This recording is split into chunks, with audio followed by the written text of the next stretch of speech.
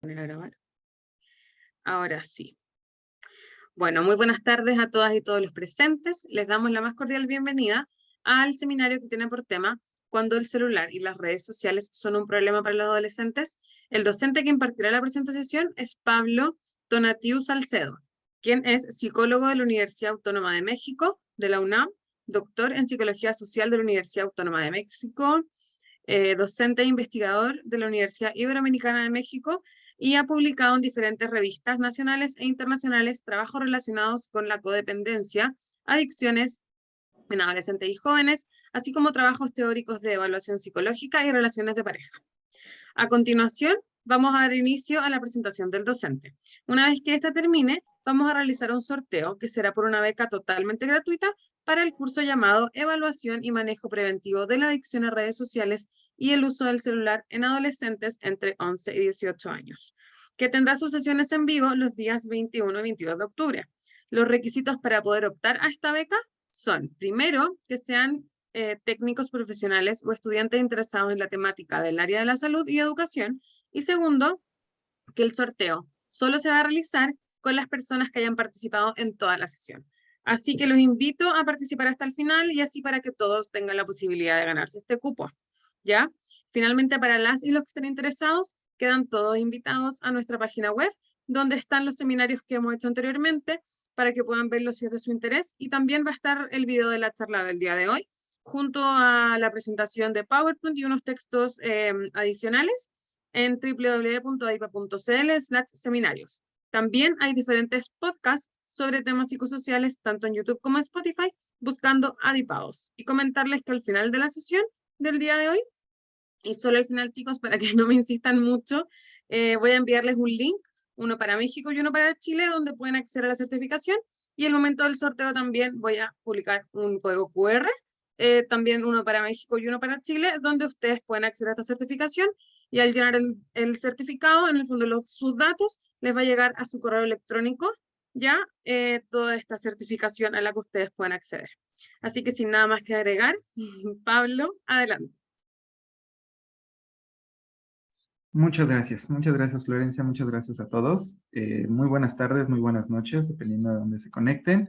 Para mí es un gusto enorme poder estar aquí con ustedes y poder establecer esta charla, en donde la verdad es que siempre es un gusto el poder trascender fronteras y tener la posibilidad de compartir conocimiento con colegas, con interesados, con profesionales que estén, por supuesto, a la vanguardia y con este interés de poderse actualizar constantemente en temas, ¿no? El día de hoy, por supuesto, tocamos uno de esos temas que particularmente se vuelve muy relevante justamente en nuestro contexto actual, tanto en México como en Chile, como de hecho en realidad en toda Latinoamérica y probablemente en todo el mundo, ¿no?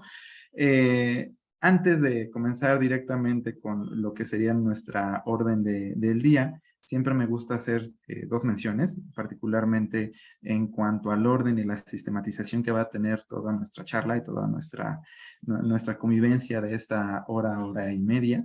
La primera es que yo estoy de acuerdo y siempre he estado como de acuerdo con los procesos que de diferentes instituciones y en diferentes escenarios se tienen al respecto de, por ejemplo, mencionar un currículum, ¿no? Y considero que muchas veces es necesario el hacerlo para que ustedes que entiendan, ¿no? La gente tenga el contexto de por qué las personas hablan sobre diferentes temas, ¿no?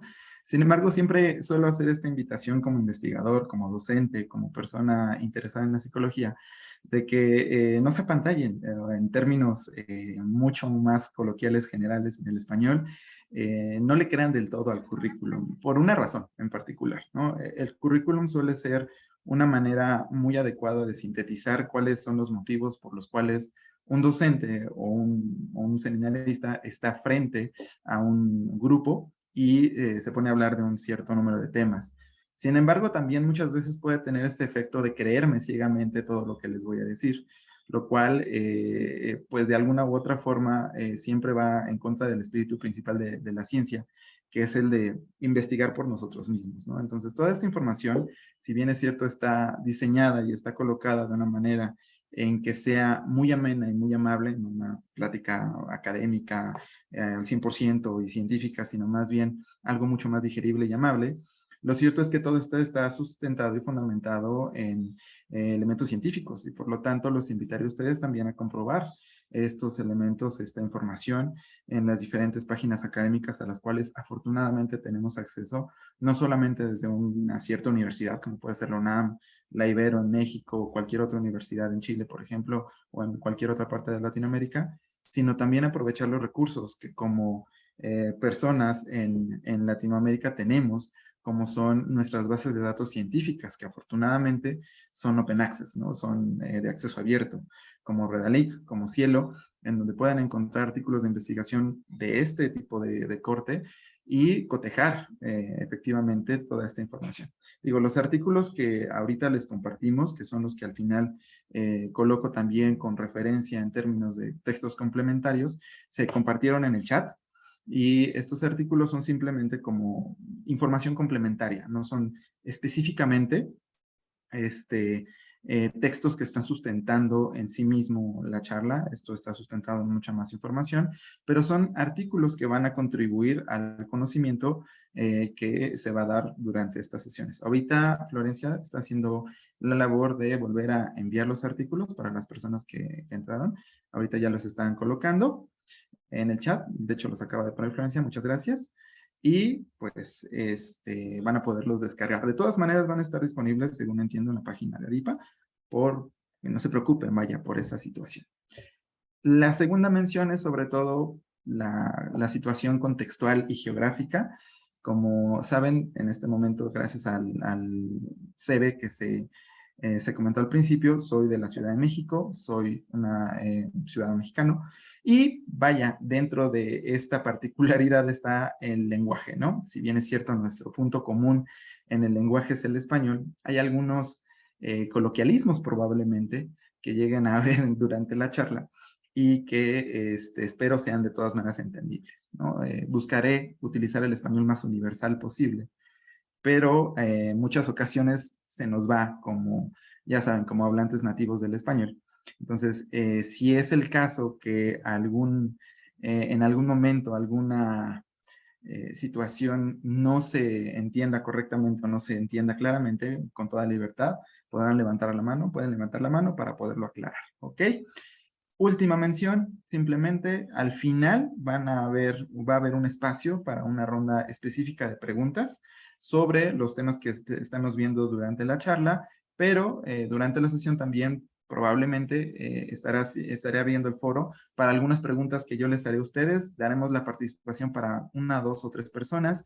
Como afortunadamente muchas personas están interesadas, pues no podemos darle foro a todo el mundo, pero se podrá dar el foro a una o dos personas que estén interesadas en participar, ¿ok? Dado ese preámbulo para poder comenzar con la sesión, pues comencemos justamente con nuestro menú del día de hoy.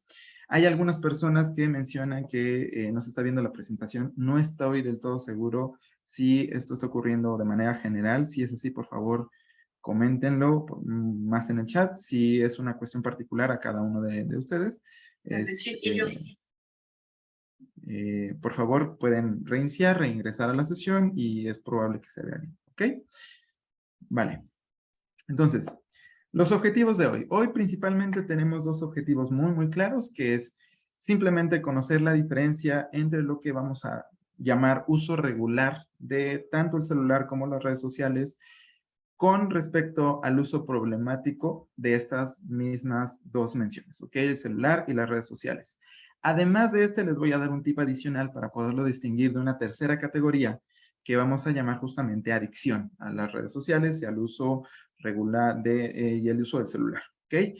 Estas tres, digamos, categorías no son del todo categorías, son más bien dimensiones que vamos a abordar justamente el concepto de dimensión, cómo es que esto se relaciona con esta temática, pero es esta primera claridad. Vamos a trabajar esta parte de diferenciar claramente estos conceptos. Y en segundo lugar, vamos a identificar de inicio las dificultades que existe al evaluar e intervenir de manera preventiva esta problemática, porque vaya, asociado al problema en sí mismo del uso del celular y de las redes sociales, también está una serie de problemáticas, conflictos y desafíos que como profesionales tenemos frente a esta situación, porque pues hay muchas cosas que puntualizar y decir al respecto de una intervención preventiva, que no es lo mismo que una intervención en el problema presente. El problema presente ya cuando está, una intervención preventiva previo a que el problema esté. Entonces, vamos a abordar todo eso. Espero que los objetivos de la sesión de hoy se cumplan en cualquier momento. De todas formas, como ya se los mencioné, tenemos esta ronda de preguntas al final, en la cual podemos precisar algunas cosas que se mencionan. ¿Okay? Muchas gracias, Camila. Creo que su micrófono estaba encendido. Muy bien, entonces comencemos. De inicio, vamos a hablar sobre el sentido que tienen las redes sociales. Creo que un aspecto muy importante a puntualizar, y al menos dentro de la investigación se orienta de esta manera, es que en realidad ningún fenómeno es malo o bueno per se, es decir, de antemano. ¿Ok? Todos los fenómenos que se presentan para los seres humanos dentro de nuestro comportamiento, antes de tener un juicio de valor, tienen una naturaleza conceptual y una naturaleza real. ¿Okay? Naturaleza real, cómo se presentan realmente, y una naturaleza conceptual, cómo se especifican o cómo se describen dentro de las teorías y dentro de los modelos que tenemos para explicar el comportamiento. Y entonces, el sentido original de las redes sociales en su creación básicamente se establece en tres criterios principales, ¿ok? De inicio, como su nombre lo indica, es la vinculación con otras personas, ¿ok? La idea de tener redes sociales, la idea de tener un medio inmediato de comunicación es literalmente la vinculación con otros. La vinculación con otros que sean cercanos a nosotros físicamente o lejanos, porque esto no es restrictivo.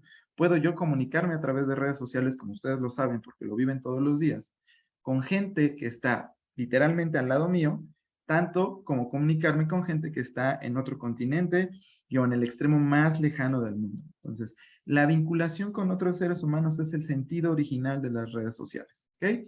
Esta vinculación se ha hecho a partir de diferentes medios y a partir de diferentes momentos, ¿ok? Se puede hablar de una vinculación a través de texto, que sería a través de contar vivencias, experiencias, estar en contacto los unos con los otros, no necesariamente a través de una cuestión visual, sino más bien a partir, o sea, visual presencial o visual en donde yo puedo ver al otro, sino a través de mensajes de texto. Y para eso tenemos todas las redes sociales enfocadas en eso, ¿ok? WhatsApp, la principal, obviamente Telegram, y antes de ellos, toda la cuestión de Messenger en Facebook, y previo a eso todavía los procesadores de texto originales que surgieron al principio de la World Wide Web, ¿no? El www, que yo creo que el más identificado por la mayoría de nosotros es el clasiquísimo Messenger original, el MSN, en el cual existía esto de mandar zumbidos a las otras personas para que nos pusieran atención. Desde ese entonces hasta la fecha es probablemente el método de comunicación y vinculación con nosotros más original.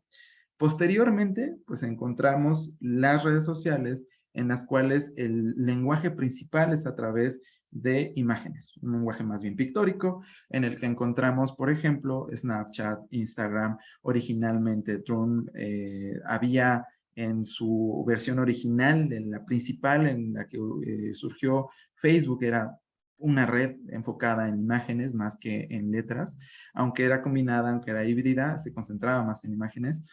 Y estas redes nos permitían otro tipo de vinculación, mucho más reducida en cuanto a la cantidad de lenguaje que se utilizaba, pero mucho más amplia en cuanto a lo que se compartía visualmente. ¿Okay? Seguía cumpliéndose con el objetivo de vincularse con otros, solamente que la vinculación ya no necesariamente era uno a uno. Aunque todas estas redes incluían los clásicos, que actualmente ya son clásicos, mensajes directos, la idea de la mayoría de estas redes sociales era el poder establecer el contacto con otros a través de visualizar sus experiencias de todos los días. La publicación de imágenes con diferentes expresiones, la publicación de fotografías, que es a lo que principalmente se está vertiendo actualmente toda esta actividad en redes sociales, y la publicación posteriormente de videos, ¿no? En la actualidad, la red social por excelencia en la cual se vierte información e interactuamos es TikTok, que sigue teniendo exactamente el mismo sentido de vinculación con nosotros, pero que ahora es a través de un medio audiovisual.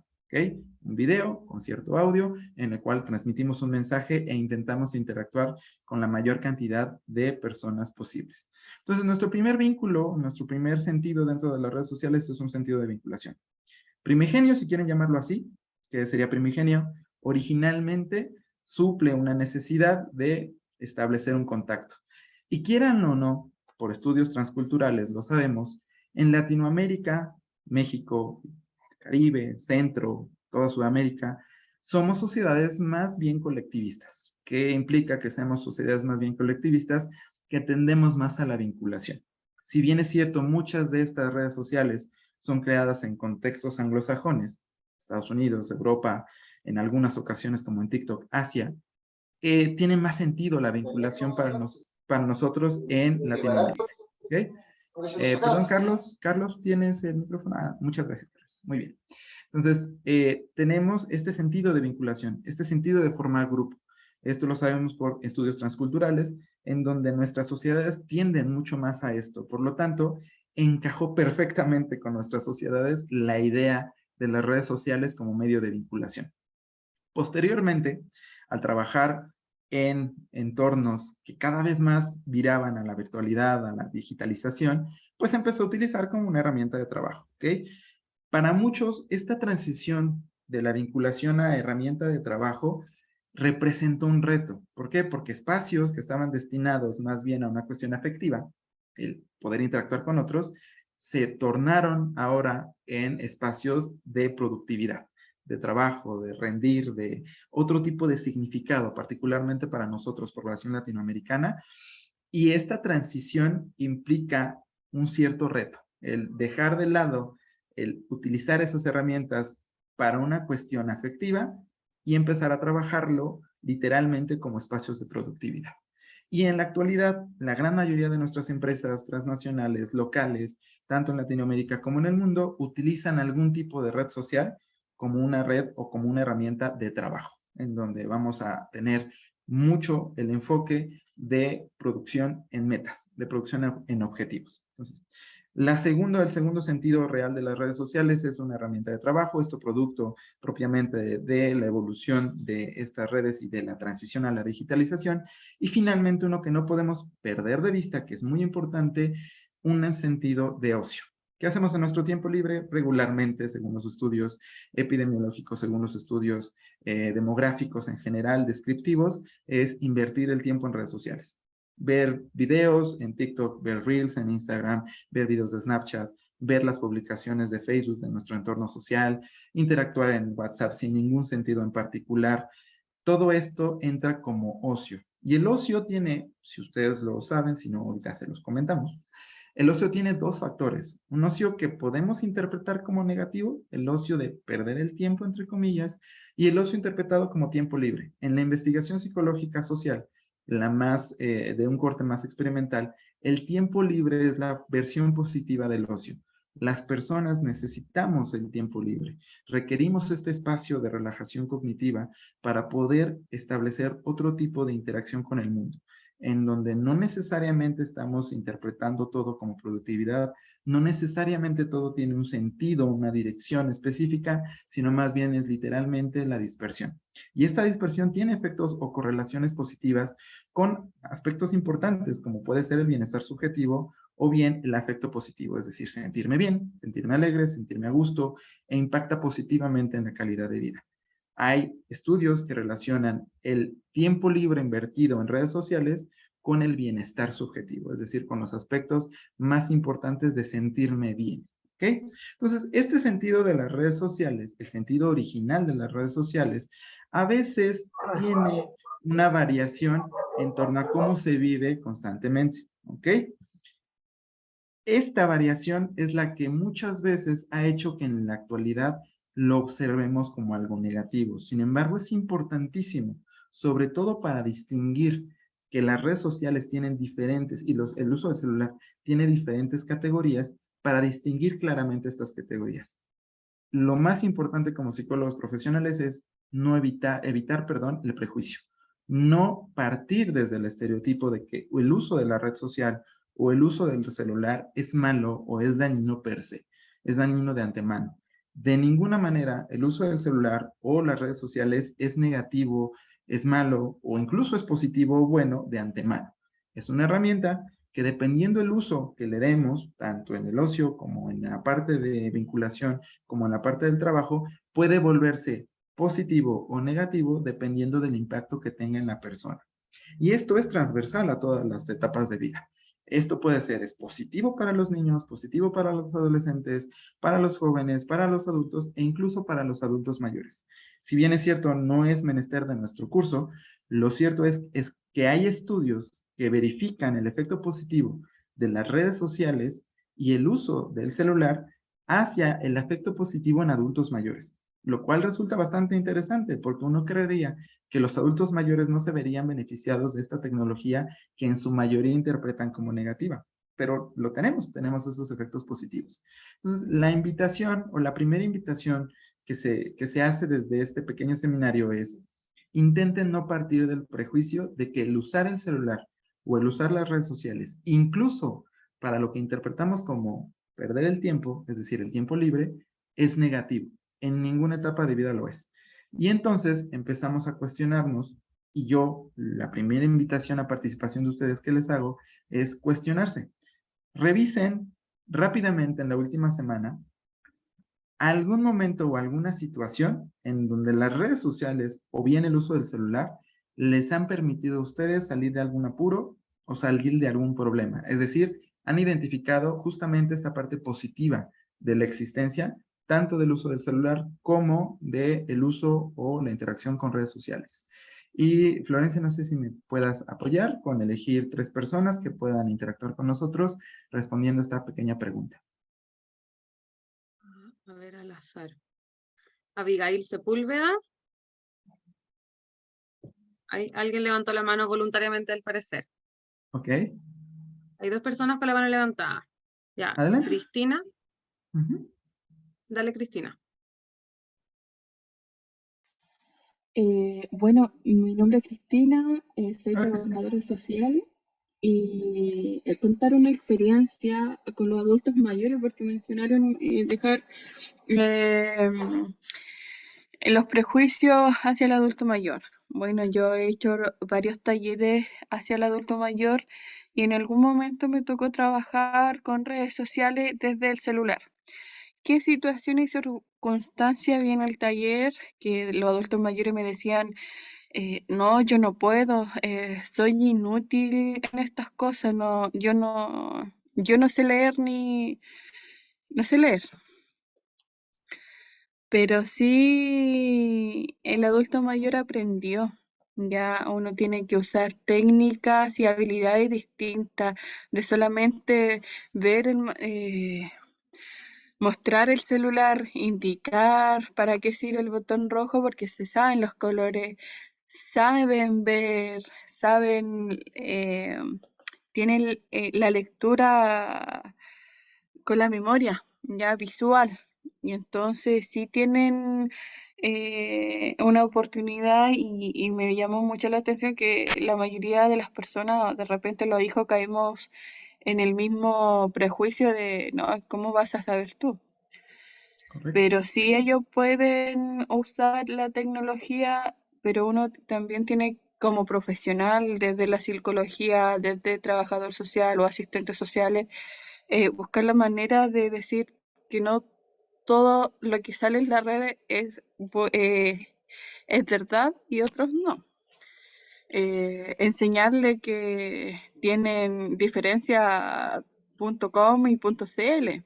Entonces sí, los adultos mayores tienen y tienen derecho de opinar y de aprender y nunca es tarde para aprender porque son los protagonistas de sus propias vidas. Esa era como mi experiencia que tuve. Ok, muchísimas gracias, Cristina. Y Cristina puntualiza algo importantísimo. Sirven como medio de aprendizaje y el aprendizaje se da en todas las etapas de vida. Y como lo mencionan también en el chat, este aprendizaje impacta positivamente en el autoconcepto y en la autoeficacia, que es otro concepto relacionado a la identidad social. Me siento eficaz para hacer algo. Y en esa etapa de vida la eficacia es muy importante. Seguir sintiéndose autoeficaz como adulto mayor impacta positivamente en el autoconcepto y, por supuesto, eleva la autoestima, lo que a su vez eleva también el bienestar, ¿no? Entonces, muchas gracias por puntualizar eso, Cristina.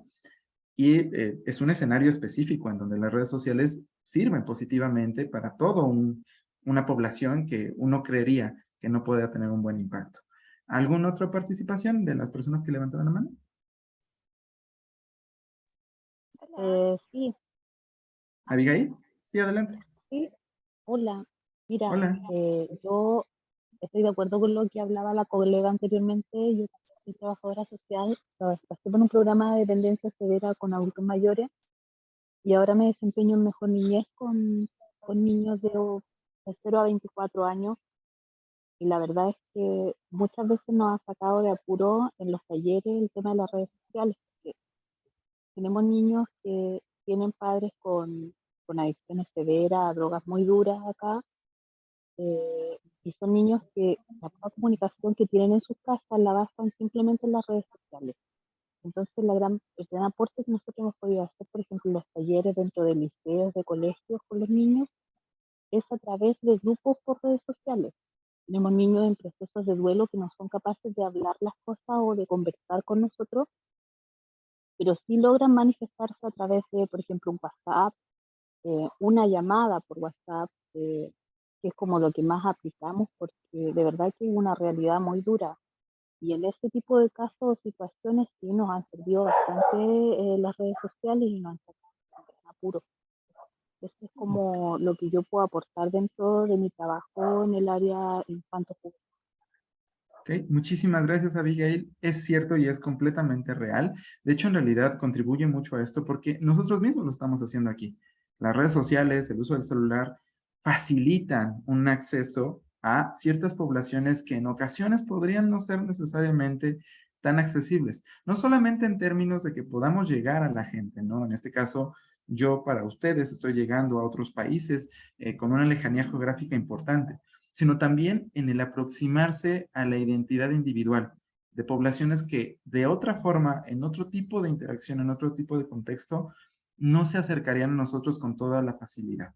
En ocasiones, con el trabajo con niños, adolescentes, jóvenes todavía, tenemos esta parte de que parte de su identidad está desarrollada a través de las redes sociales. Y por lo tanto, para ellos es mucho más sencillo el abrirse e interactuando a partir de estos medios que directamente con nosotros de manera presencial, ¿no? Lo cual cambia epistemológicamente las cosas porque muchos de nosotros fuimos enseñados e instruidos dentro de un paradigma presencial, ¿no? Y el observar que la digitalización, el uso de redes sociales, tiene estas ventajas de acceso a la intimidad, a la parte cognitiva que normalmente uno no tendría acceso con estas poblaciones, cambia completamente el juego. Entonces, esto es muy positivo. Muchas gracias, Abigail. Una tercera persona y con esto continuamos con el tema. ¿Alguien que nos quiera compartir Hola, más? yo. Sí, adelante. Hola, soy Scarlett, Hola, Scarlett. de profesión trabajadora social también. Bueno, quería compartir dos experiencias. Una tiene que ver con, claro, hasta el año pasado yo me desempeñaba como profesional en un programa de Mejor Niñez y atendíamos a chicas, ¿cierto?, migrantes en situación de explotación. Y en este contexto nos urgía tomar contacto con la familia de una de estas chicas en Venezuela, pero no lo lográbamos por medio de la embajada, la Cancillería, no lo lográbamos por ningún medio, y finalmente WhatsApp no, nos permitió, ¿cierto?, acercarnos a esta familia en Venezuela, nos permitió, ¿cierto?, ir conversando con esta familia, que ellos supiesen también cómo estaba su hija acá en Chile, y eso fue un transitar, o sea, desde Chile a Venezuela por solo un WhatsApp fue maravilloso. Eh, Ese fue como el apuro que nos pudo resolver esta red social en específico. Hoy en día mi WhatsApp me permite, ¿cierto?, crear grupos de trabajo, por ejemplo, con los adultos con los que trabajo, y me facilita ya enviarles la información que requiero, ¿cierto?, para desarrollar talleres, porque muchos de ellos no saben manejar el mail, por ejemplo. eh, Me dicen, oye, pero haz un drive, compártelo con los adultos. No saben manejar el drive, puedo enseñarles, pero a veces estamos contra el tiempo. Sin embargo, el WhatsApp, ¿cierto? Los grupos de WhatsApp ha permitido que esas actividades sean mucho más rápidas de poder de entregarle información principalmente. Sí, por supuesto. Muchísimas gracias, Scarlett. Es cierto también. Trabajar dentro de estas redes sociales y tener la diversidad de redes sociales con las cuales tenemos esta disponibilidad nos permite acercarse a un contexto geográfico que de otra manera muy probablemente sería muy complicado, estrechar las barreras. O sea, básicamente el poder generar vinculación con personas con las cuales sería muy complicado hacerlo a partir de otros medios. Y el romper esta frontera al mismo tiempo permite avanzar como herramienta incluso de intervención, lo cual uno no pensaría que es así, pero que termina dándose de esta manera. Terminan siendo herramientas de intervención. Entonces, al final, tienen este impacto positivo no solamente como personas, sino también como profesionales. Y nos expande la frontera de intervención, lo cual para nuestro escenario global es sumamente relevante. Entonces, si bien es cierto, me encantaría dar foro a todos los demás que también han levantado la mano, pues tenemos que continuar. Ya después tendremos más tiempo posiblemente de interactuar, esperaría yo que sí. Y con esto, pues con estos tres pequeños comentarios cerramos esta parte del posible impacto positivo que llegan a tener las redes sociales y el uso del celular. Y pasamos justamente a la sección que nos compete en términos de qué dificultades podría implicar. ¿Qué podemos identificar desde la investigación, desde el conocimiento conceptual en psicología y en los estudios sobre el uso de redes sociales? Identificamos principalmente 3 puntos de una sola dimensión.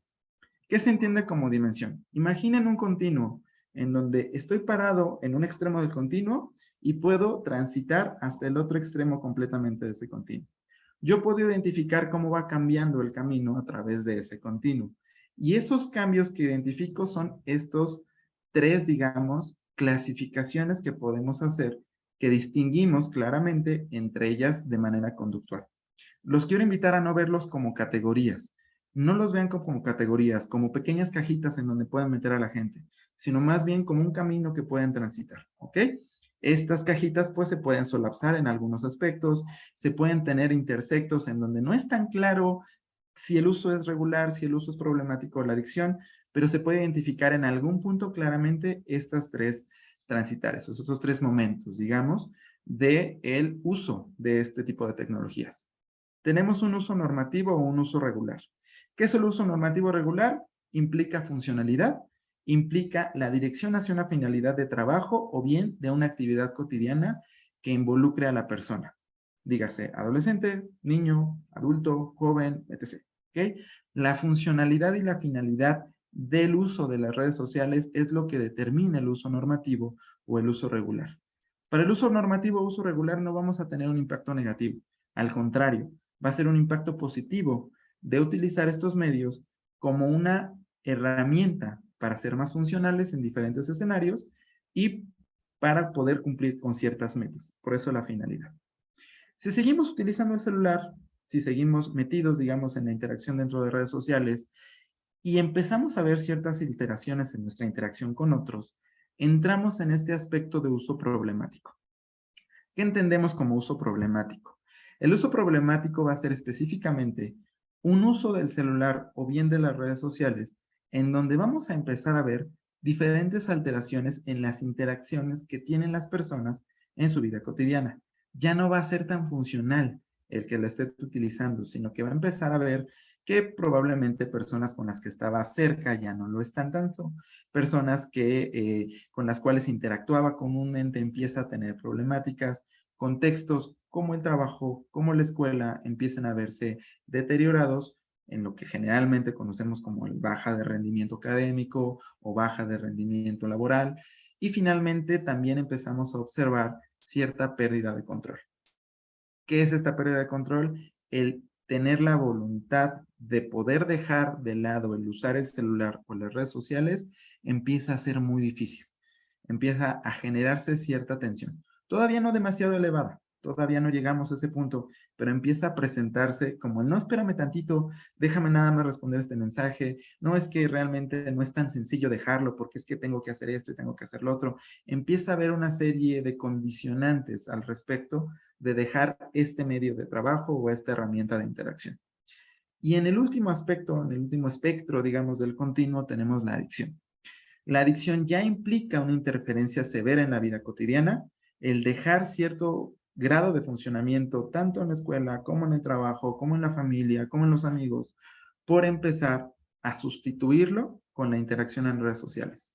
Implica también una fuerte dependencia psicológica, es decir, un elevado nivel de tensión emocional por el dejar de hacer las actividades a través de este medio y la presencia de una cosa que llamamos síndrome de abstinencia.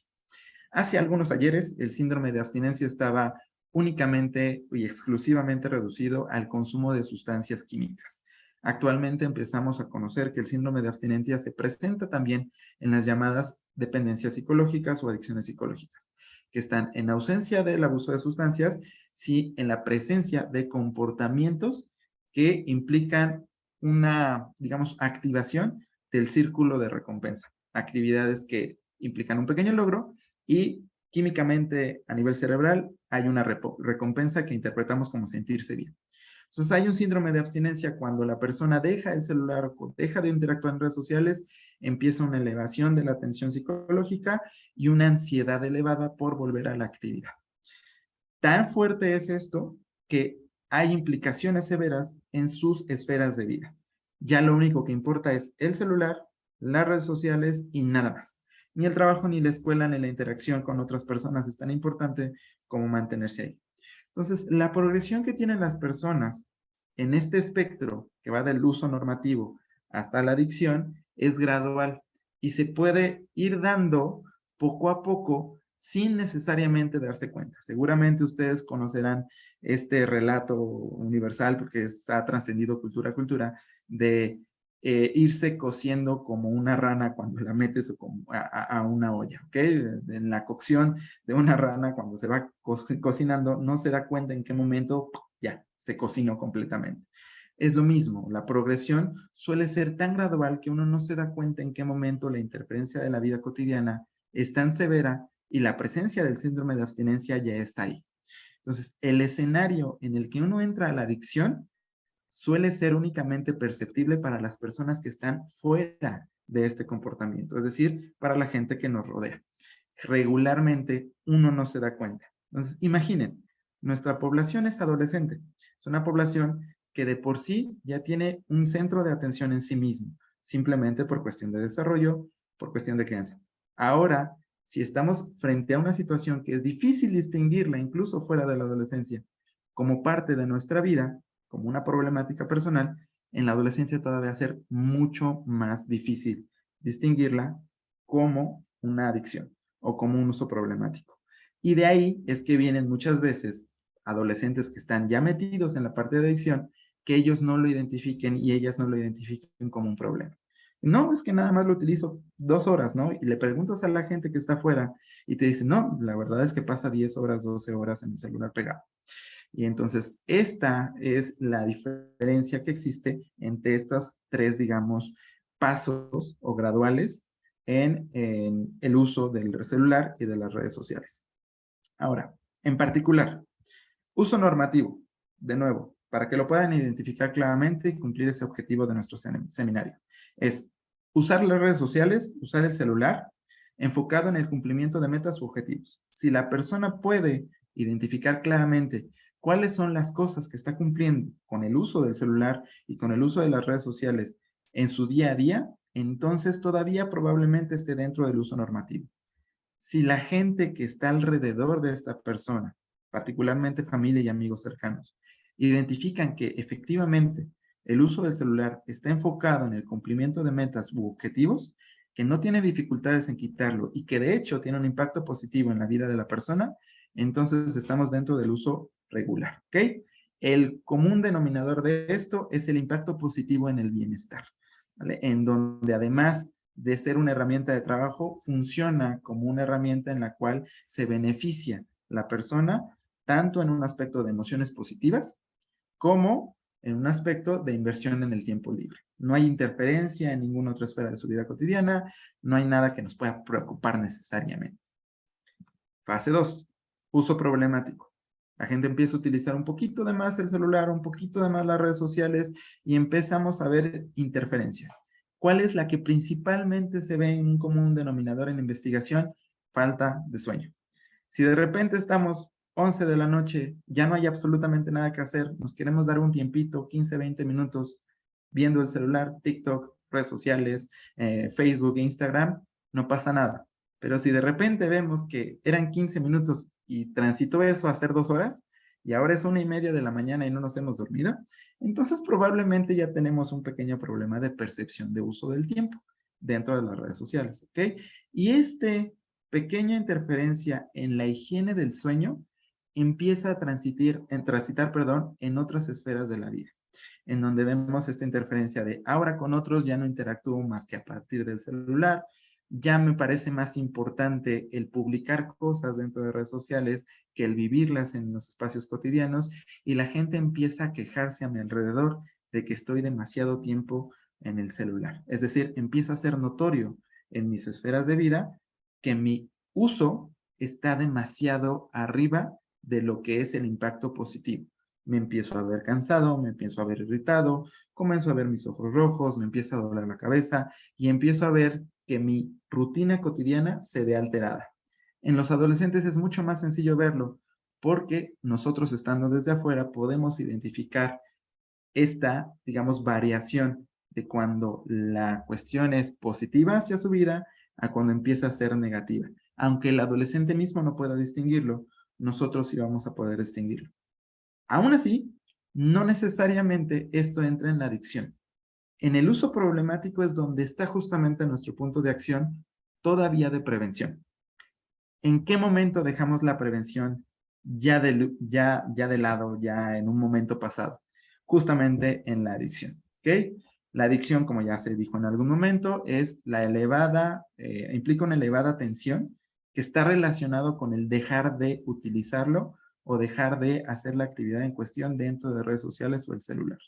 No solamente es que prefiera yo hacer la actividad dentro del celular o en las redes sociales, sino que además de preferirlo, no puedo dejar o tengo esta percepción de que no puedo dejar de hacerlo dentro de estas esferas.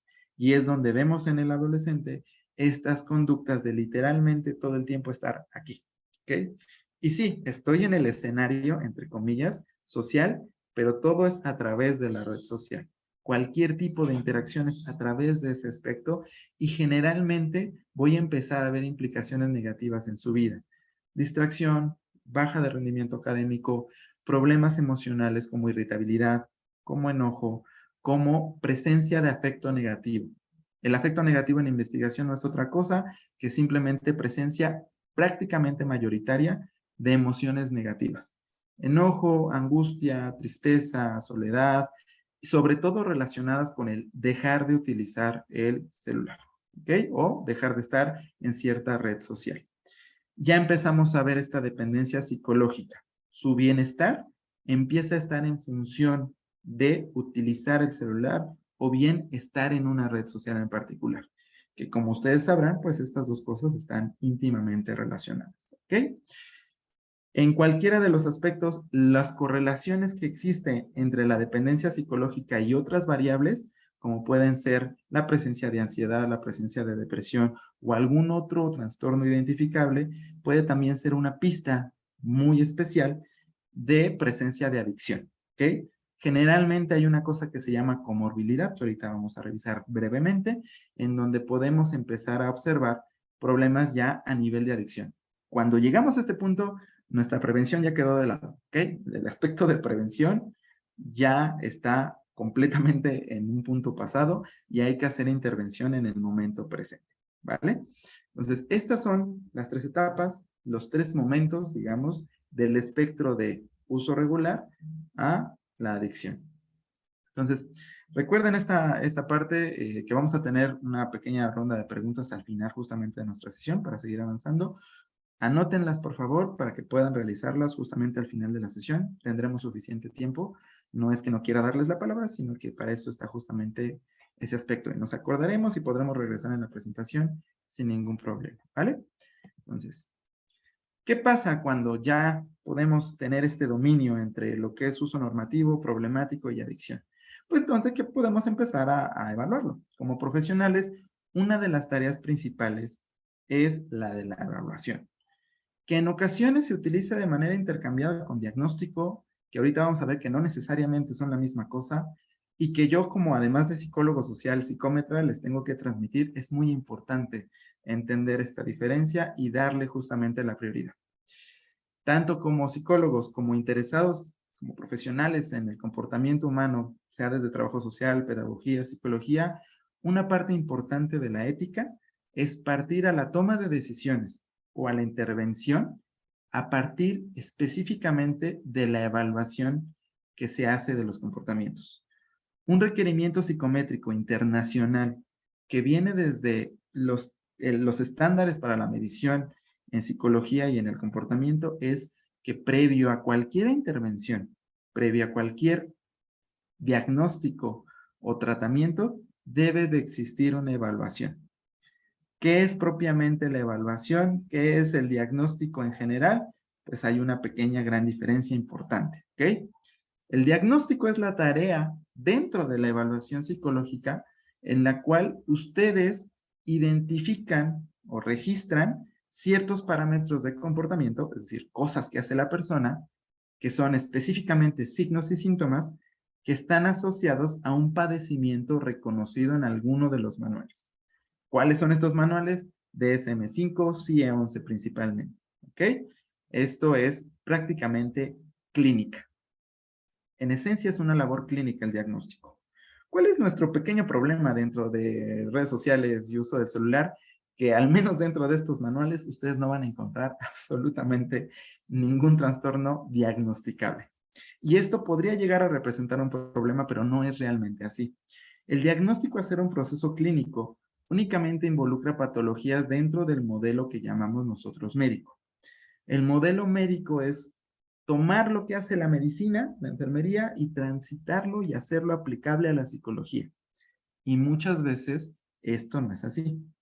Hay posturas psicológicas específicas que han desarrollado modelos teóricos desde los cuales se puede intervenir en problemas identificables psicológicos y de comportamiento que no necesariamente son reconocidos como trastornos.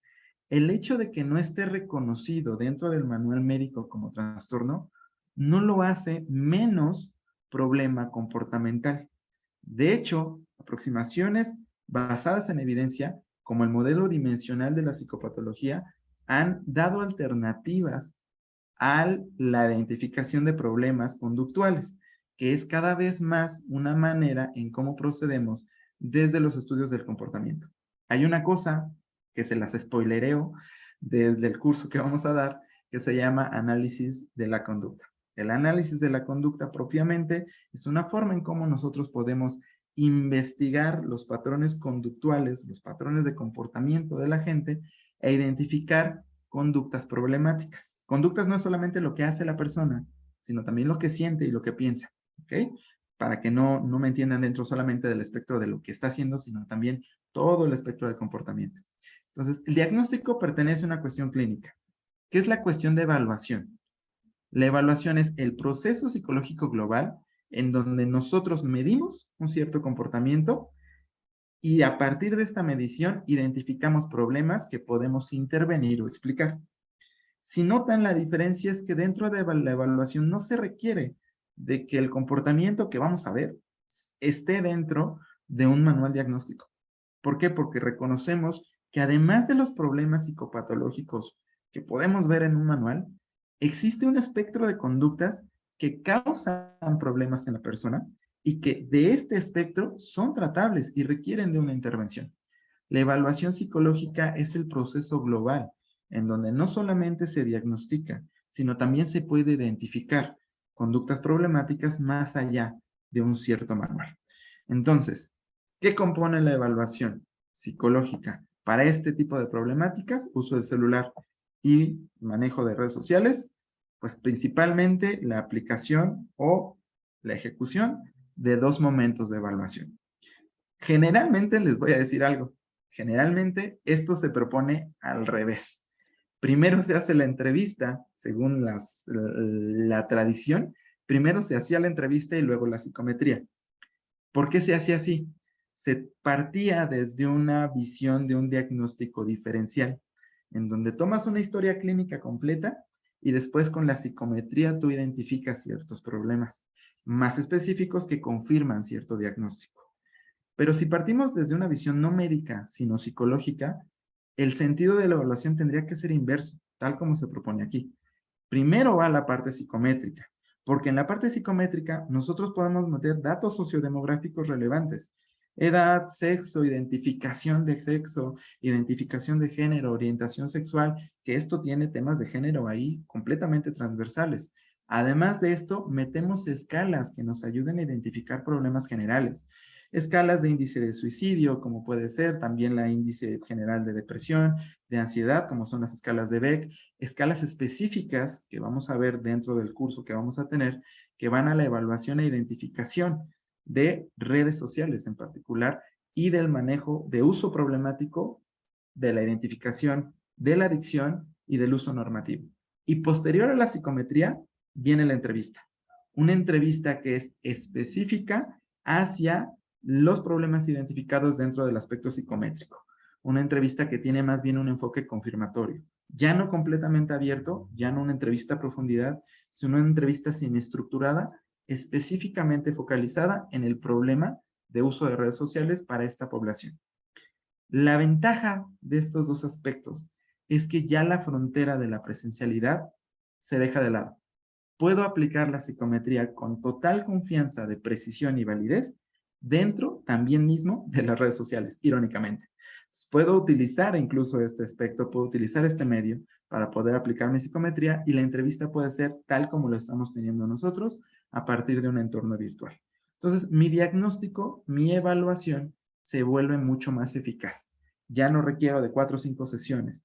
Ya directamente lo puedo hacer en 45 minutos y poder emitir un comunicado de evaluación. ¿Ok? No vamos a llamarle diagnóstico. Un comunicado de evaluación es una serie de enunciados en las cuales yo puedo decir, esta persona, este pequeño adolescente, esta pequeña adolescente, tiene este espectro de comportamientos, algunos problemáticos, otros no tanto, que puedo llegar a intervenir.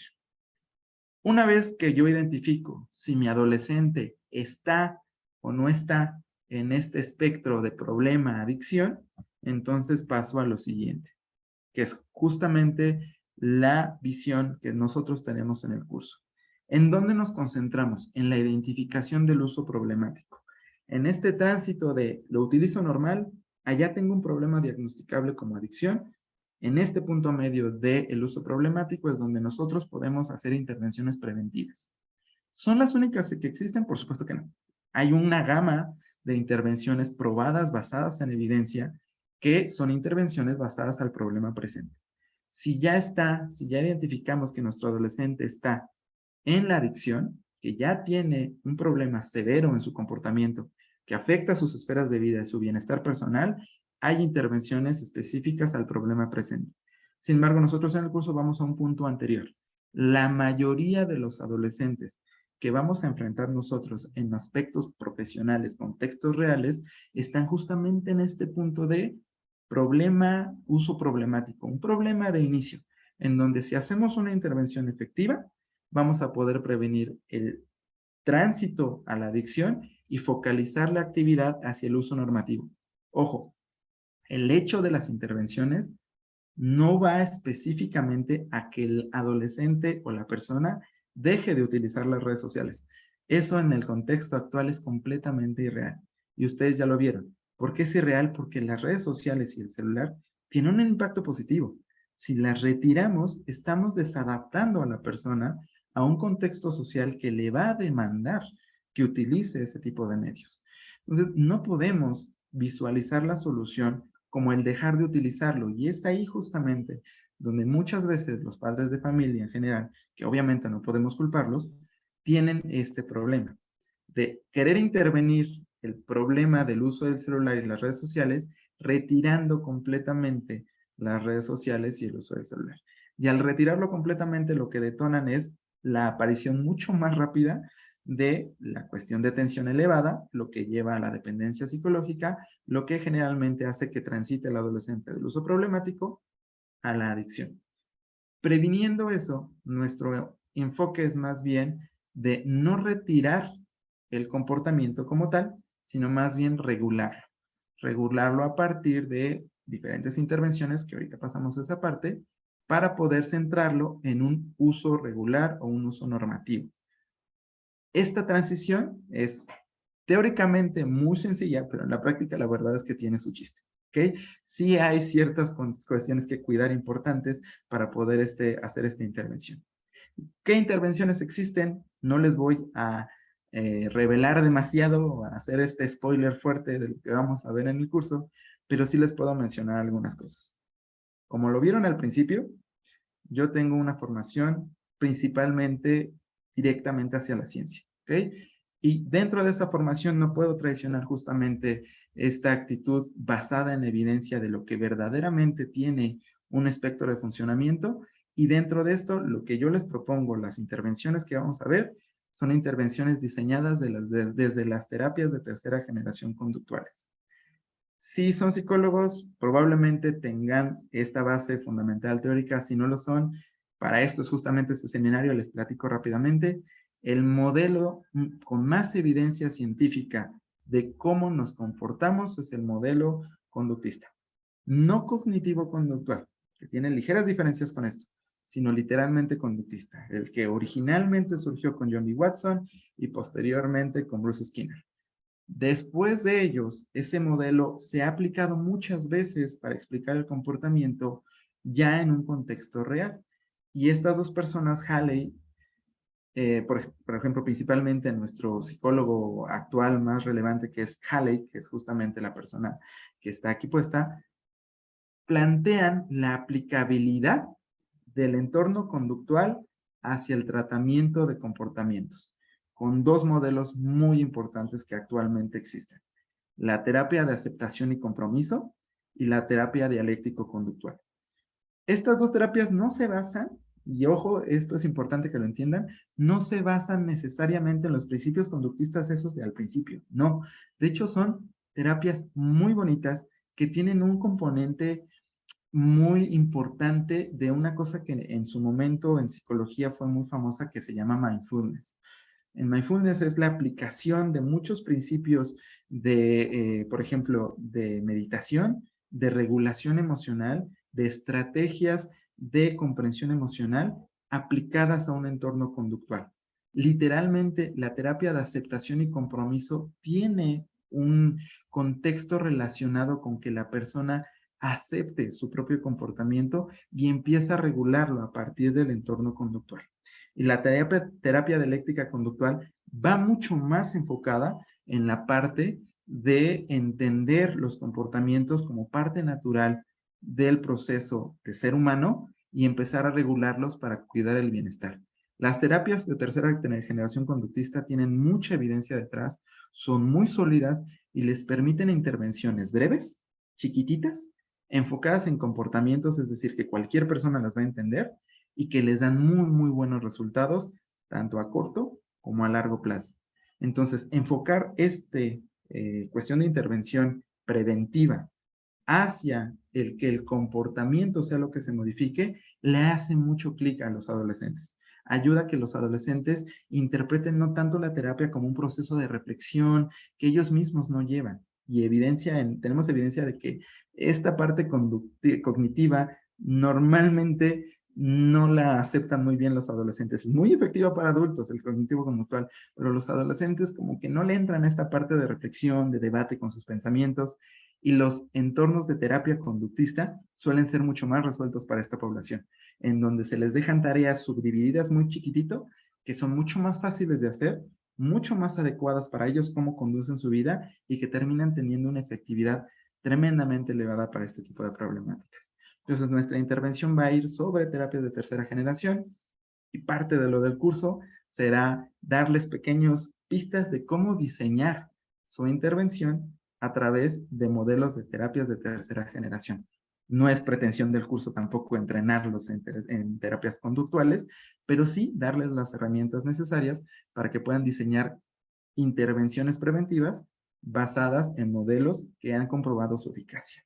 Entonces, estos textos que les han compartido, aquí se los pongo, digamos, de alguna manera, de manera más completa, la referencia que pueden buscar, la referencia científica en estas revistas, en estos textos, por si por alguna razón no la tienen, digamos, en el chat, no pudieron tener acceso, aquí está en la presentación los textos complementarios que, insisto, no son los textos que fundamentan como tal la plática, sino son textos que ustedes pueden revisar y les van a ayudar a entender mucho más a fondo lo que es la evaluación, el problema de redes sociales y este tema tan interesante que son las nuevas terapias psicológicas basadas en evidencia. Por mi parte, es todo, al menos en cuanto a contenido. Ahora sí, podemos dar paso a la ronda de preguntas, por favor.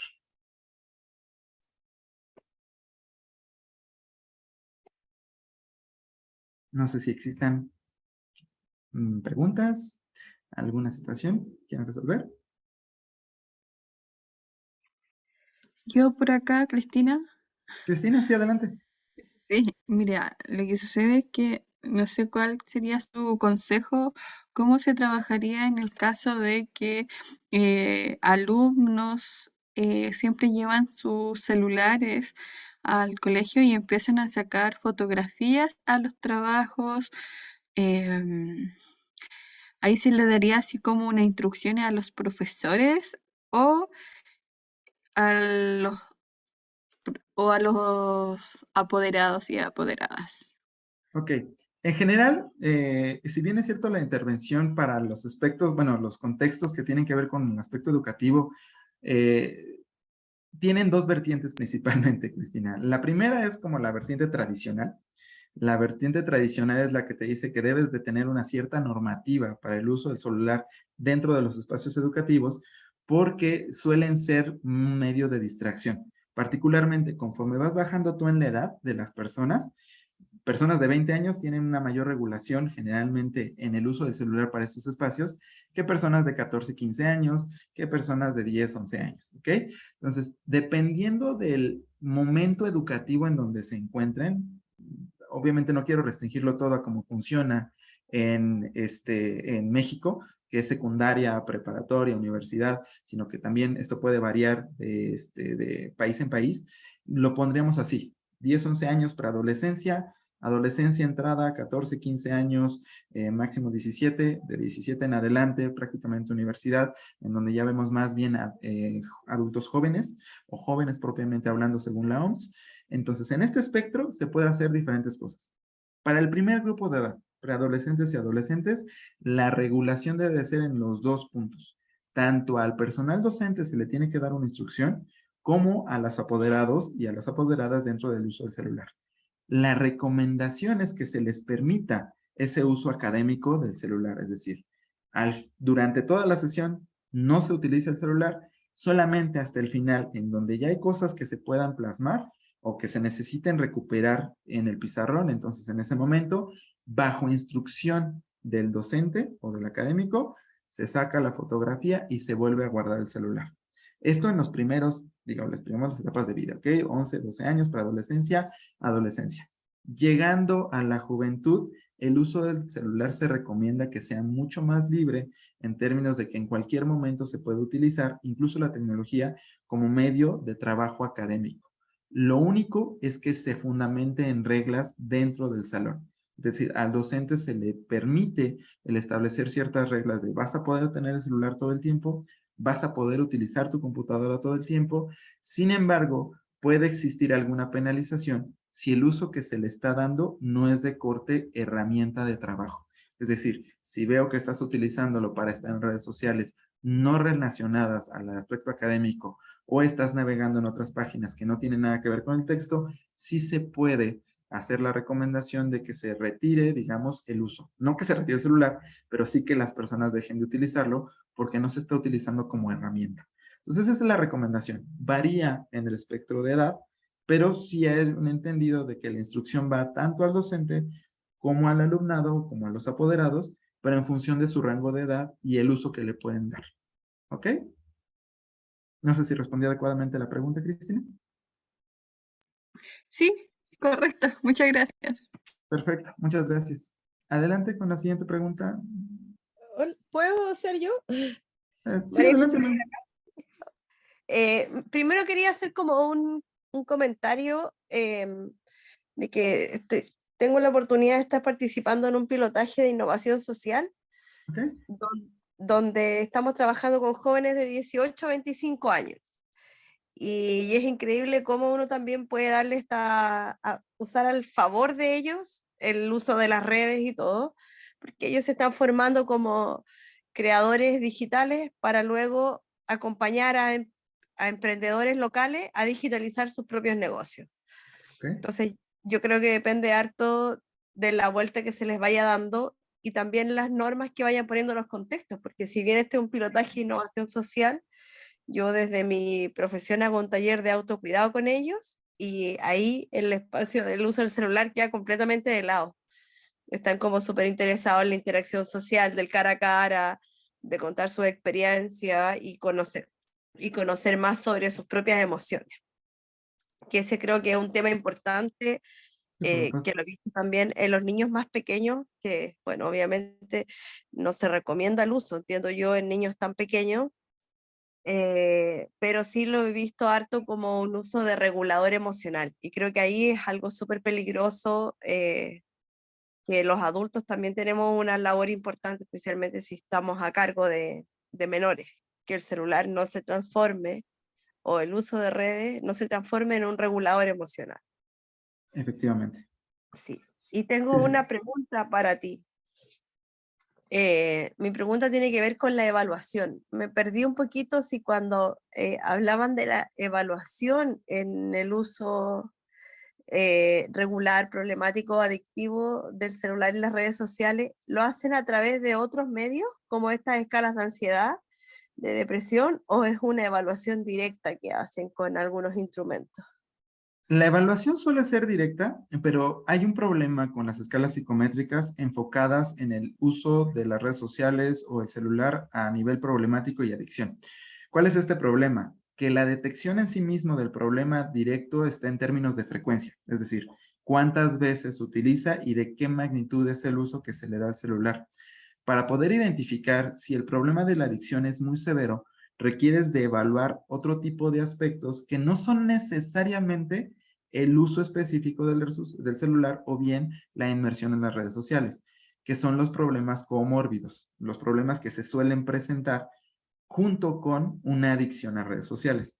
Entonces, en el término de la evaluación psicológica al respecto de buscar a una adicción o un uso problemático, se suelen también aplicar escalas cortas, 15, 16 preguntas como máximo, relacionadas con aspectos psicológicos que podrían estarse presentando cuando la adicción también se presenta. Por eso mencioné, por ejemplo, la escala de depresión 2 de Beck, que es la escala enfocada en adolescentes, que está validada también para Chile, Argentina, México y Colombia, en donde tú puedes identificar el nivel de depresión de un adolescente. ¿Qué es lo que pasa? Cuando aplicas tu escala de uso problemático o adictivo de redes sociales y el celular, y el adolescente te sale alto, por ejemplo, o bajo, tú puedes cotejar con la presencia de depresión y ansiedad en estas escalas. Si el adolescente sale alto en esta escala de uso de redes sociales y adicción, y sale también alto en depresión y ansiedad, esta evaluación completa, esta visión integral, tiene todo el sentido del mundo. ¿Por qué? Porque si sale alto acá, es normal que al tener un problema de adicción, por ejemplo, se presente también ansiedad y depresión. ¿Qué es lo que pasa? Son escalas de autorreporte, escalas que el propio adolescente responde. Si por alguna razón sabe, por simplemente motivo de consulta o motivo de intervención, que lo están llevando porque creen que utiliza demasiado el celular, la tendencia del adolescente va a ser mentir muy probablemente en estas escalas de uso del celular. Pero para eso están los problemas relacionados. Si te mente acá y sale bajo en uso de redes sociales y celular, pero sigue saliendo alto en depresión y ansiedad, quiere decir que lo que identificaste en tu primera escala muy probablemente es más alto que lo que el adolescente reporta. Entonces, el hecho de que se evalúe otros aspectos que no son necesariamente directamente el uso del celular y las redes sociales es como una especie de cotejo o de protección a lo que llamamos error de medición, que es simplemente el error derivado de cómo el adolescente reporta su propia condición. Entonces tenemos estas escalas asociadas y la entrevista, en donde va a ser más difícil que el adolescente mantenga consistente un relato de mentira porque va a ser más difícil de sostener. Por eso se utilizan también otras escalas complementarias. La recomendación general es estas tres: ansiedad, depresión e ideación suicida. pero dependiendo del contexto en el que el adolescente esté viendo mayor problemática, se puede variar el diseño de los instrumentos para la evaluación. Y hay una gama enorme de instrumentos validados y precisos para esta tarea en particular en diferentes países de Latinoamérica. Pero eso ya sería como verlo dentro del curso como más completo. No sé si respondí completamente tu pregunta, Ana. Sí, me quedó súper claro. Muchas gracias. Perfecto, muy bien. Tenemos todavía espacio para algunas preguntas más, todavía hasta las 7:30, si es que se tienen.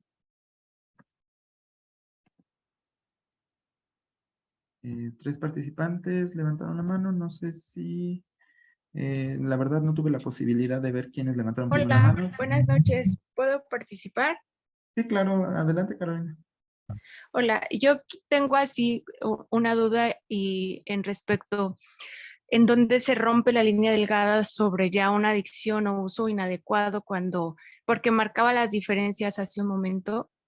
Sin embargo, me queda como un poquito la duda pensando en esta edad juvenil donde hacen el uso del dispositivo, ciertamente hay un cambio en el temperamento al no usarlo o al existir la restricción, que no puedan gestionar esa parte donde se les quita el uso y esta situación les genere pues malestar en su entorno. Entonces ahí ya estaríamos hablando de indicios de cierta adicción. De cierto uso problemático. La adicción cae no solamente cuando existe el malestar, sino cuando empezamos a ver la imposibilidad real psicológica y comportamental de dejarlo de lado. No solamente el sentirme mal o ok, no me gusta que me quites el celular, no me gusta no poderme comunicar, estoy enojado contigo, me puedo sentar en el sillón y ahí me quedo un buen rato hasta que se te pase y me devuelves el celular, sino literalmente el aumento de la ansiedad, el aumento de la tensión psicológica y emocional al dejarlo de lado. La sensación de no, espérate, es que no voy a poder, mi vida toda es necesaria, o sea, necesito un celular.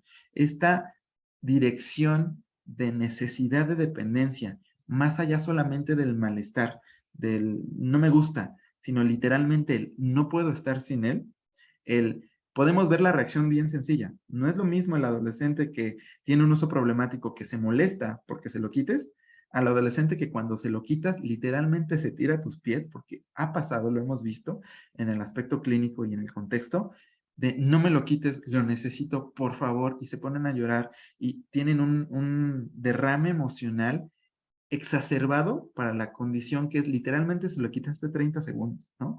Ni siquiera ha pasado un minuto y la persona ya está completamente desbordada. En este espectro de evaluación clínica de ojo, de poder ver en dónde está el tránsito, es ahí donde ya empieza a existir la adicción. En el uso problemático veremos alguno que otro problema como de llamadas de atención, bajo 1 o 2 puntos su promedio, probablemente la gente ya le empieza a molestar, pero en la adicción es literalmente la persona no puede estar sin el celular. Ya no solamente es una llamada de atención, sino una baja severa en sus calificaciones. Ya no solamente es que la gente se queje, sino literalmente ya no interactúa porque la persona está dentro del celular. Tengo que ser bien honesto, la mayoría de las veces no es tan fácil ver en el ambiente cotidiano el nivel de adicción. Vamos a ver casi siempre uso problemático. La adicción ya es un problema severo que normalmente involucra otro tipo de intervenciones de un corte mucho, mucho más profundo que simplemente el uso problemático. Lo más común va a ser el uso problemático. No sé si quedó claro la respuesta, Caro, o necesites que lo precise más. Sí, gracias. Sí, me queda claro. Muchas gracias. Ok, perfecto. Muy bien, muchas gracias. Todavía había algunas personas más con dudas. Rocío, creo, es la siguiente que tengo, pero no estoy seguro. Primero. Hola, profe. Hola, Rocío. ¿Cómo está? Muchas gracias. Qué ¿Cómo rico. estás tú? Profesor, yo tengo una consulta. Sí. ¿Eso va solamente para las redes sociales? Lo que pasa es que mi hermano, eh, bueno, vive conmigo y él pasa metido en el celular, pero jugando. Él está todo el tiempo en el celular jugando. O sea, se acuesta, está todo el día en la cama y está con el teléfono. Y en la noche no puede dormir. Duerme un rato en la mañana. Y ya durante el día de nuevo, todo el día con el teléfono, lo mismo en la noche, sin dormir, en la mañana lo mismo. Y es como también lo veo como problemática, pero no sé si estará bien. El estará bien, o sea, la evaluación, sí, ya.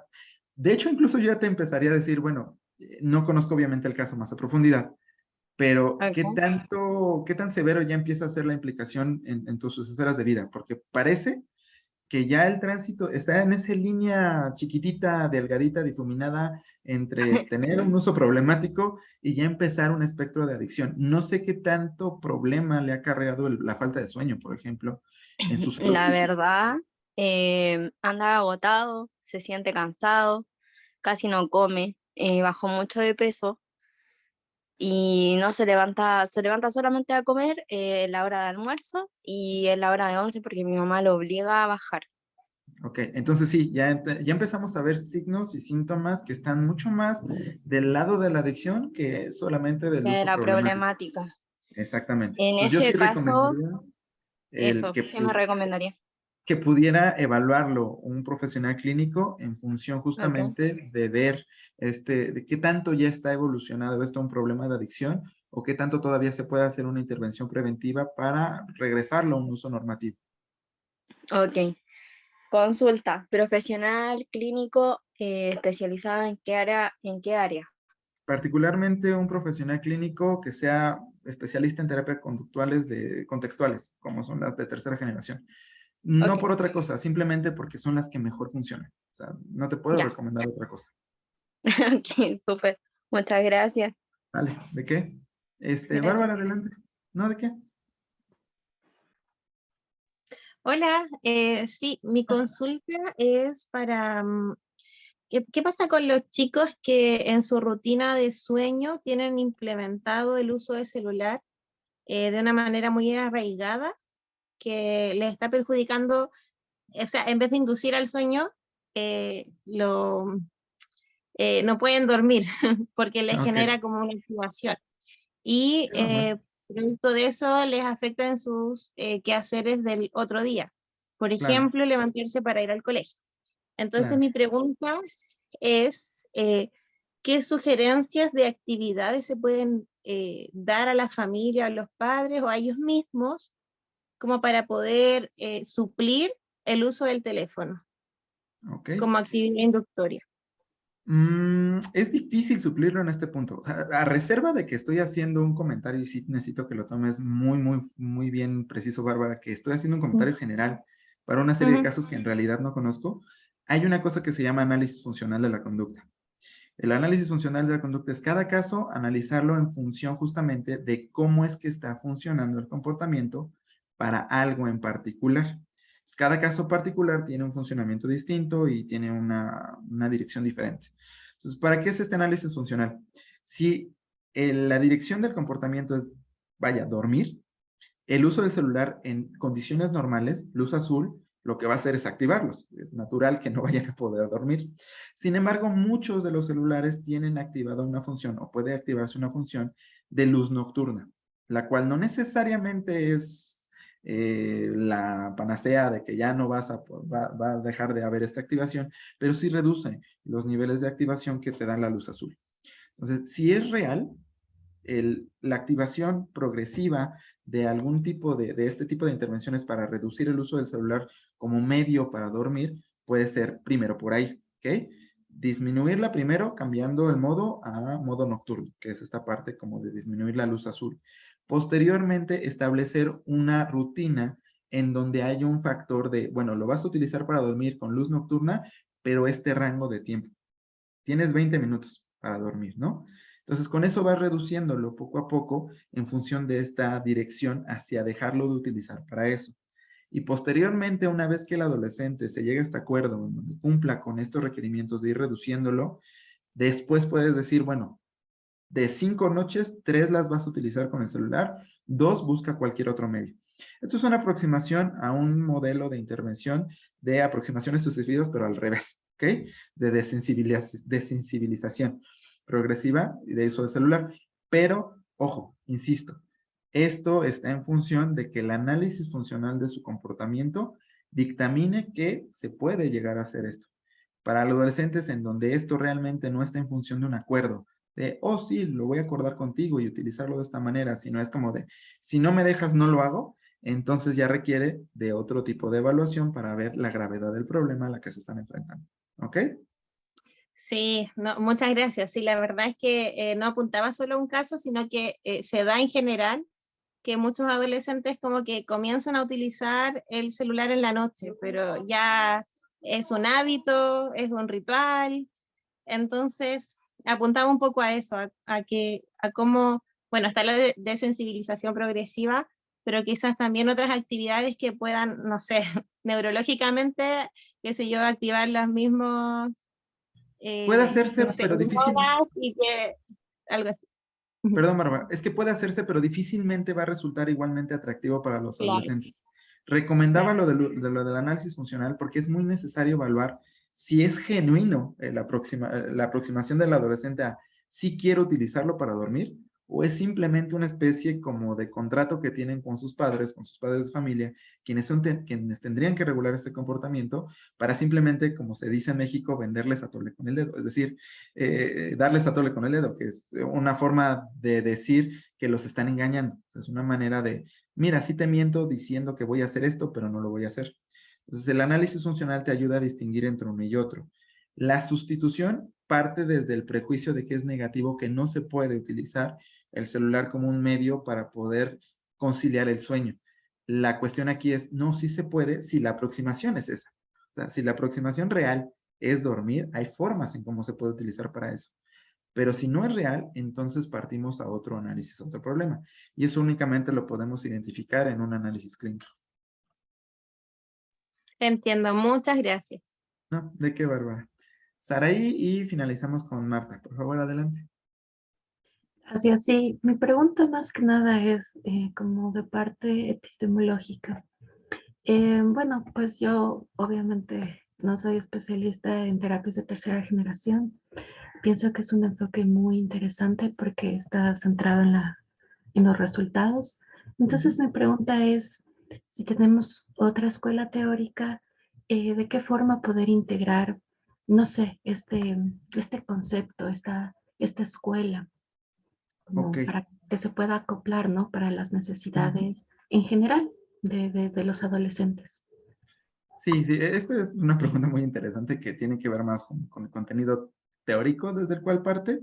Una de las ventajas, por ejemplo, de la terapia o de estos modelos de terapia de tercera generación conductista es que ahí trabajan con una cosa que se llaman factores comunes. ¿Ok?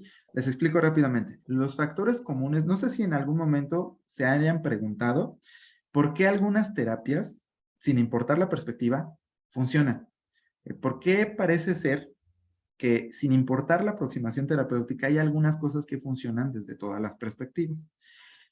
Por ejemplo, el factor terapeuta, ¿no? ¿Por qué el terapeuta es tan importante o la interacción con el terapeuta es tan importante para la progresión terapéutica? Esto en investigación se llama factores comunes. Los factores comunes son los elementos que todos los modelos terapéuticos comparten que hacen que la terapia funcione. Entonces, desde la investigación, los factores comunes se estudiaban como estos elementos que cualquier modelo terapéutico tenía que los hacía funcionar. Posteriormente se empezaron a llamar, o se empezaron a trabajar como unas cosas que no son ya factores comunes, sino procesos de cambio. ¿Qué son los procesos de cambio? El identificar qué en particular de esos factores comunes hacía funcionar las terapias. La ventaja de los modelos de tercera generación es que trabajan con los procesos de cambio específicamente, lo que quiere decir que no son necesariamente pertenecientes al modelo conductista, sino que son procesos que se han identificado en todos los modelos terapéuticos que hacen que las terapias funcionen. ¿Cuál es la ventaja? Que se puede utilizar los modelos de tercera generación como técnicas terapéuticas, independientemente del modelo epistemológico desde el cual se parta. Uno puede ser psicoanalista, uno puede ser sistémico, puede ser humanista, puede ser cognitivo-conductual, y aún con ello utilizar los modelos interventivos de las terapias de tercera generación, porque se basan en herramientas de comportamiento, que son procesos de cambio que todas las terapias también involucran. La recomendación, la verdad, para ser honesto, sería que intentaran averiguar el trabajo desde los modelos tercera generación, porque son los que científicamente son más robustos. Pero si no se quiere hacer desde ese lado, también es posible hacer solamente la intervención desde estos procesos de cambio que se trabajan desde estos modelos a partir del modelo que uno trabaje, ¿ok? Simplemente averiguar el modelo conductista, lo que planea es esto y esto y esto, como proceso de cambio, se trabaja desde el modelo que uno trabaje, haciendo que este proceso de cambio ocurra, ¿ok? Entonces, no puedo entrar tan a detalle porque, bueno, finalmente la plática no está en función de eso, pero es trabajando con los procesos de cambio. Se pueden investigar, lo pueden leer desde Google Académico, hay mucha investigación sobre estos factores comunes o procesos de cambio. Excelente, gracias. ¿De qué es ahí? Marta, adelante y con esto terminamos, cerramos.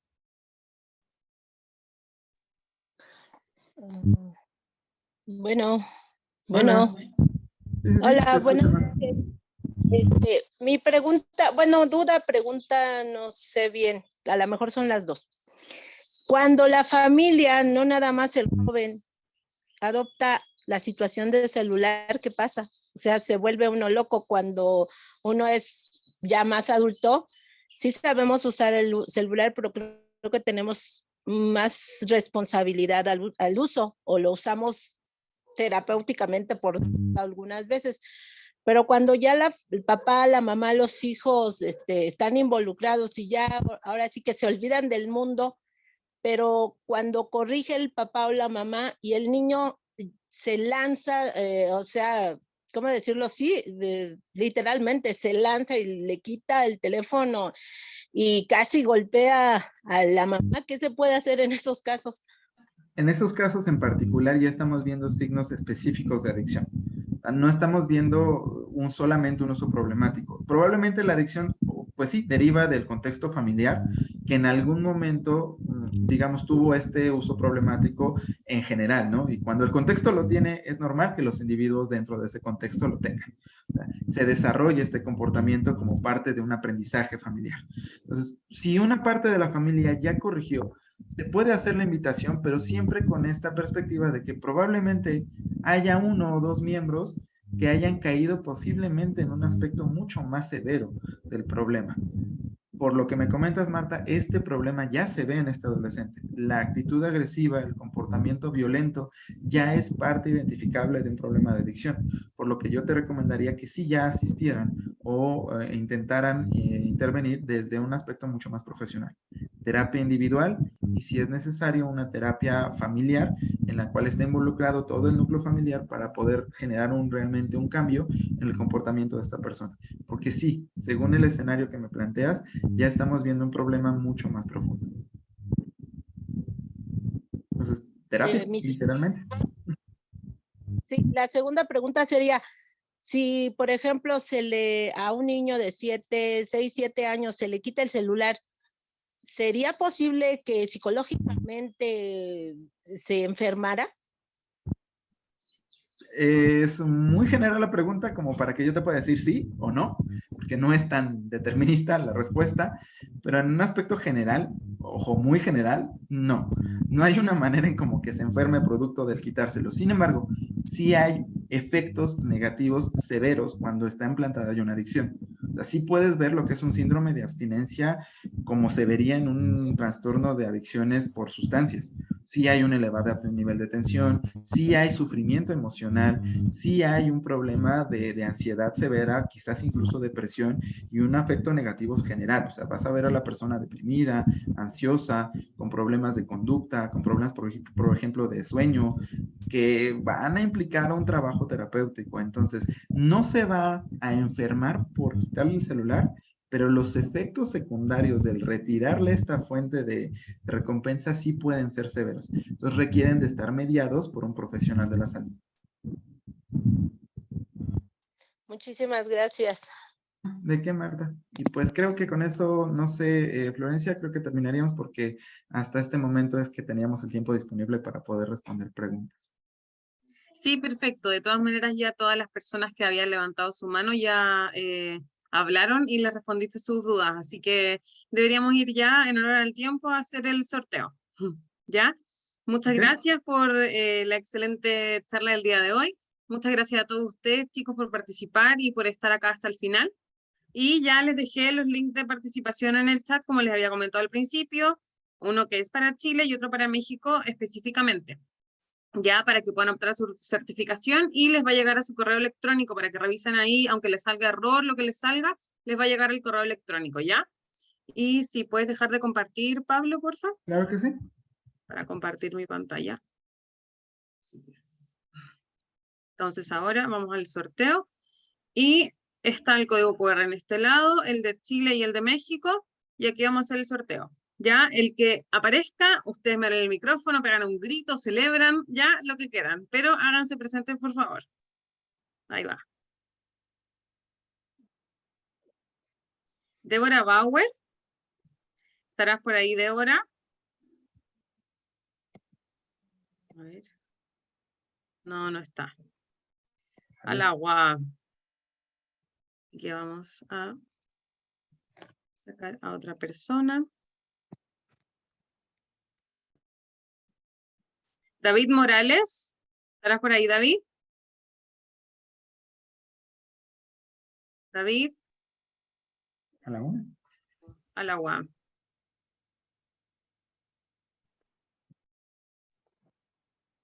Camila Arias. Camila. Habían varias Camilas. No.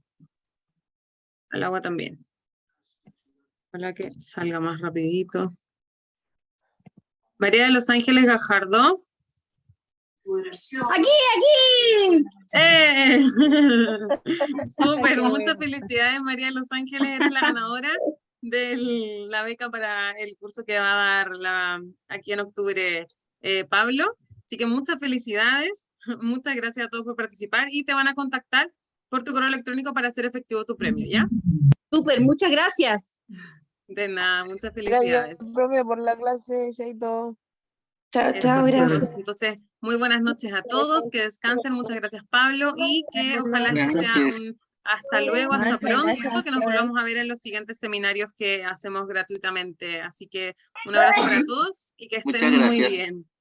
Chao, buenas Gracias. noches. Buenas noches. Chao, buenas noches.